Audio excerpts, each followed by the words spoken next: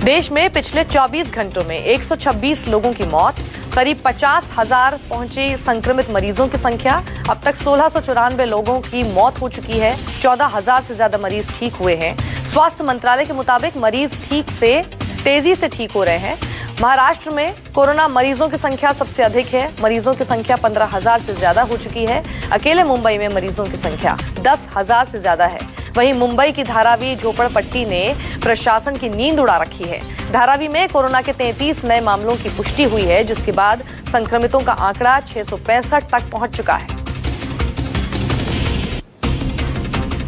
Delhi police में corona को लेकर हड़कंप मचा। दिल्ली पुलिस के 75 से ज्यादा जवान कोरोना पॉजिटिव पाए गए। तबलीगी जमात मामले की जांच कर रही क्राइम ब्रांच टीम के 5 पुलिस वाले भी कोरोना संक्रमित। सिपाही से इंस्पेक्टर रैंक तक के अधिकारी शामिल।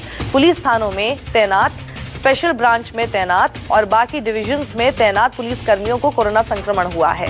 पुलिस कर्मियों में कोरोना मामले बढ़ने के बाद दिल्ली पुलिस ने अपने कर्मचारियों को दिल्ली से बाहर ना भेजने के लिए दिल्ली सरकार के स्कूलों की अनेक इमारतें ले ली हैं, ताकि ड्यूटी के बाद पुलिसकर्मी इन इमारतों में रह सकें।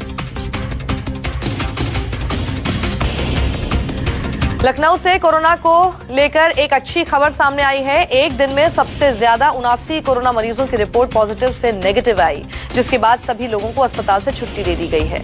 लखनऊ सीएमओ के मुताबिक शहर में बुधवार कोई नया पॉजिटिव केस नहीं आया है। पॉजिटिव सिर्फ वही मामले हैं जो दोबारा रीटेस्टिंग के लिए भेजे गए थे।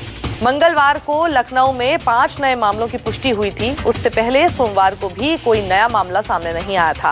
अब तक लखनऊ में 231 कंफर्म केस हैं। 241 कंफर्म केस में से 71 को पहले अस्पताल से छुट्टी मिल चुकी है और जबकि 79 लोग और डिस्चार्ज कर दिए गए हैं। अब एक्टिव केस की संख्या 80 रह गई है। वहीं यूपी में कोरोना की बढ़ती रफ्तार ने योगी सरकार की टेंशन बढ़ा दी है। बीते 24 घंटे में 118 नए मामलों के साथ मरीजों की संख्या 2,880 तक जा पहुंची है।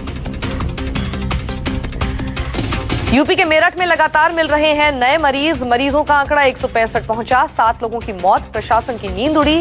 2 दिन के नवजात से लेकर बुजुर्ग तक कोरोना की चपेट में है। मेरठ में हॉटस्पॉट की संख्या 40 से ज्यादा हुई। जिस सब्जी मंडी से कोरोना केस फैला उसे बंद किया गया है। मेरठ में सब्जी बाजार से कोरोना फैला है। हजारों की संख्या में लोगों की आवाजाही होती है। सब्जी मंडी से जुड़े लोग और उनके संपर्क में आए लोगों पर खतरा बढ़ गया है। जिले में कोरोना के बढ़ रहे मामलों को देखते हुए मेरठ जिला प्रशासन ने किसी भी छूट की अनुमति नहीं देने का फैसला किया है। गाजियाबाद में लॉकडाउन की गाइडलाइंस 31 मई तक के लिए बढ़ी। धारा 144 भी लागू। आदेश के मुताबिक सार्वजनिक स्थानों पर थूकना दंडनीय अपराध होगा और फाइन भी वसूला जाएगा।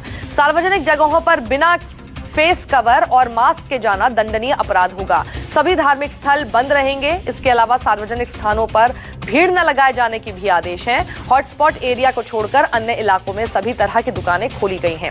मल्टीप्लेक्स, मार्केट और शॉपिंग मॉल के अलावा रोडवेज और सिटी बस सर्विस गाजियाबाद बंद रहेगी। गाजियाबाद में हॉटस्पॉट के 1 किलोमीटर क्षेत्र को छोड़कर सभी 40 स्थानों पर शराब की दुकानें सुबह 10 बजे से शाम 7 बजे तक खुलेंगी।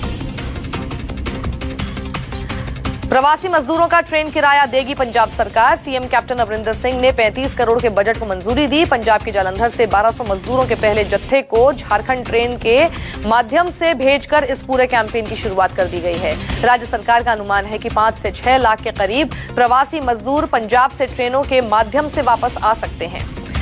अन्य मजदूरों को सड़क मार्ग से भेजा जा सकता है। इस पर राज्य सरकार को करीब 640 रुपए प्रति व्यक्ति टिकट पर खर्च करना होगा। शुरुआती तौर पर नेशनल डिजास्टर रिलीफ एक्ट 2005 के तहत 35 करोड़ रुपए के बजट को कैप्टन अमरिंदर सिंह ने मंजूरी दी। प्रदेश के तमाम डीसी को अधिकृत किया गया है कि वो जिस तरह से स्पेशल ट्रेनों की रवानगी अलग अलग प्रवासी मजदूरों के प्रदेश में कराएंगे, वैसे ही भारतीय रेलवे को इसकी पेमेंट भी कर दी जाए।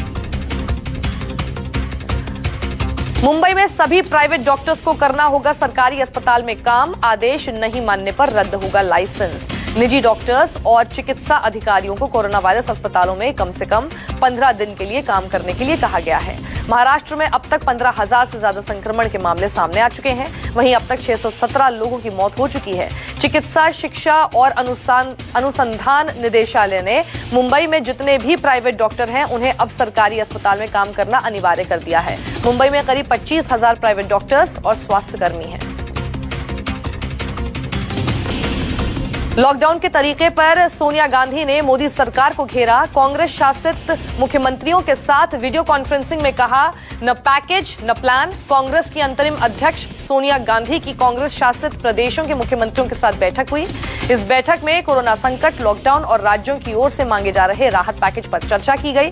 राजस्थान के मुख्यमंत्री अशोक गहलोत ने कहा, जब तक व्यापक प्रोत्साहन पैकेज नहीं दिया जाता तब तक राज्य और देश कैसे चलेंगे। हमने 10,000 करोड़ का राजस्व खो दिया है। राज्यों ने पैकेज के लिए बार बार प्रधानमंत्री को कहा, लेकिन वो अनसुना कर रहे हैं। मीटिंग में पूर्व पीएम मनमोहन सिंह ने कहा, लॉकडाउन 3.0 के बाद क्या? हम भी जानना चाहते हैं कि सरकार के पास आगे का क्या प्लान है। शराब की दुकान पर भारी भीड़ को देखते हुए बीएमसी आयुक्त ने शराब की दुकान को बंद करने का आदेश दिया, जिसके बाद अब मुंबई में शराब नहीं बिकेगी। ये फैसला दुकानों पर भारी भीड़ को देखते हुए किया गया, क्योंकि दुकानों पर सोशल डिस्टेंसिंग का जरा सा भी पालन नहीं हो रहा था। गृह मंत्रालय की तरफ से लॉकडाउन में रियायत दी गई है, जिसके मुताबिक देश में शराब की दुकानें खोली जा सकती हैं, पर मुंबई में दुकान खुलने की वजह से भारी भीड़ जुट गई। कई जगहों पर सोशल डिस्टेंसिंग की धज्जियां उड़ती दिखी, जिसके बाद अब मुंबई में शराब नहीं बिक पाएगी। बीएमसी ने आदेश में कहा है, मुंबई में गैर जरूरी दुकानें बंद रहेंगी। किराने की दुकानों और मेडिकल स्टोर्स, केमिस्ट की दुकानों जैसे केवल आवश्यक वस्तु भंडार को खोलने की अनुमति है।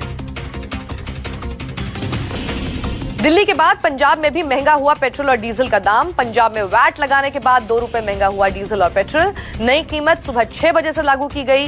कल दिल्ली में भी वैट बढ़ने के बाद पेट्रोल और डीजल महंगा हो गया था। वहीं सरकार ने केंद्र सरकार से पेट्रोल पर 10 रुपए, डीजल पर 13 रुपए एक्साइज ड्यूटी बढ़ाई। हालांकि इससे रिटेल में पेट्रोल और डीजल के दाम में बढ़ोतरी नहीं होगी। केंद्र सरकार के फैसले का आम लोगों पर असर नहीं, क्योंकि एक्साइज ड्यूटी पेट्रोल पंप कंपनियों को देना होगा।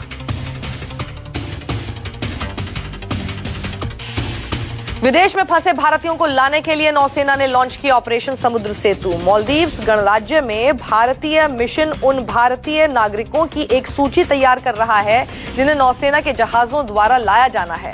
सभी को जरूरी चिकित्सा स्क्रीनिंग के बाद जहाजों से भारत लाया जाएगा। इस ऑपरेशन के पहले चरण में 8 मई 2020 से भारतीय नागरिकों को निकाला जाएगा। पहली यात्रा के दौरान कुल 1000 नागरिकों को लाने की योजना बनाई गई है, जिसमें जहाज पर उपलब्ध क्षमता और चिकित्सा सुविधाओं के साथ सोशल डिस्टेंसिंग का भी ख्याल रखा जाएगा।